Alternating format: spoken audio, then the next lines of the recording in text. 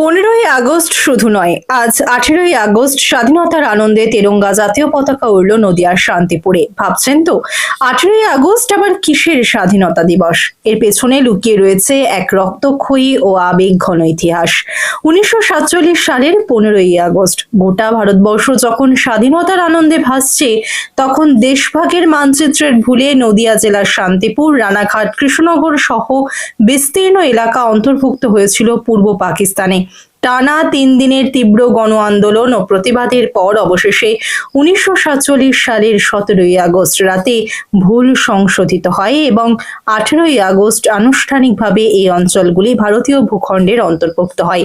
সেই ঐতিহাসিক দিনটিকে স্মরণীয় করে রাখতে আজ মঙ্গলবার নদিয়ার শান্তিপুর ডাকঘর মোড়ে সাড়ম্বরে পালিত হলো 18ই আগস্ট, নদিয়ার নিজস্ব স্বাধীনতা তথা ভারত ভক্তি দিবস।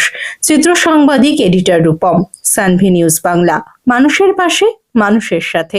শুধু শান্তিপুর নয়, নদিয়ার অনেক জায়গাতেই আজকে পতাকা ওঠে।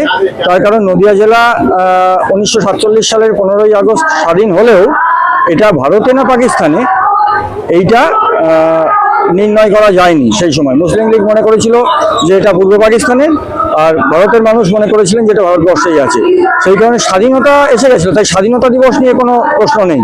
কিন্তু তারপরে 2 দিন পরে এটা ভারতভুক্ত হয়েছিল, অর্থাৎ ভারতের অবিচ্ছেদ্য অংশ এটা জানা গিয়েছিল। সেই কারণে এটা ভারত ভক্তি দিবস, এটা কিন্তু কোনো স্বাধীনতা দিবস নয়।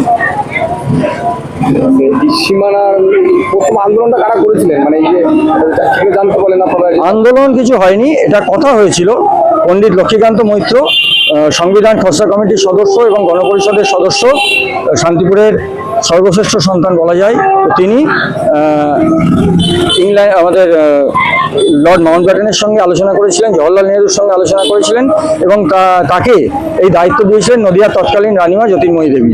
তো তার ডাকে সাড়া দিয়ে তিনি আলোচনা করে সম্পূর্ণ মানচিত্রটি নিজে বুঝে নিয়ে মানে নদিয়াবাসীকে বুঝিয়ে দেন যে এটা ভারতভুক্ত হয়েছে, অর্থাৎ এটা ভারতের অবিচ্ছেদ্য অংশ। আপনার নাম? রজত প্রামাণিক, শান্তিপুর। এই কারণটা আপনারা জানেন, 1947 সালের 15ই আগস্ট যখন আমাদের দেশ স্বাধীন হলো, সেই সময় যে ভারতবর্ষের যে মানচিত্র তৈরি করা হয়েছিল, সেই মানচিত্র থেকে বাংলার বর্তমান পশ্চিমবঙ্গের বেশ কয়েকটি জেলা ভারতবর্ষের মানচিত্রে ছিল না। পরবর্তীকালে আমাদের শান্তিপুরের মানুষ এবং ভারতবর্ষের বিদগ্ধ বাগ্মী পণ্ডিত লক্ষ্মীকান্ত মৈত্র মূলত তার প্রচেষ্টায়, সেই সঙ্গে কৃষ্ণনগরের রানী জ্যোতির্ময়ী দেবী, শ্যামাপ্রসাদ মুখার্জি, এদের সকলের সম্মিলিত, বিশেষত পণ্ডিত লক্ষ্মীকান্ত মৈত্রের কথা আজকে দিনে বিশেষভাবে উল্লেখ করতে হয়। তিনি সংসদে দাঁড়িয়ে এই ব্যাপারটা আমাদের তৎকালীন প্রধানমন্ত্রী জওহরলাল নেহরুকে বোঝাতে সক্ষম হন এবং জওহরলাল নেহরু এবং মাউন্টব্যাটেনকে বোঝাতে সক্ষম হন যে বাংলার এই অঞ্চল, বিশেষত শান্তিপুর, নবদ্বীপ, কৃষ্ণনগর, এটা মূলত বৈষ্ণবীয় অঞ্চল।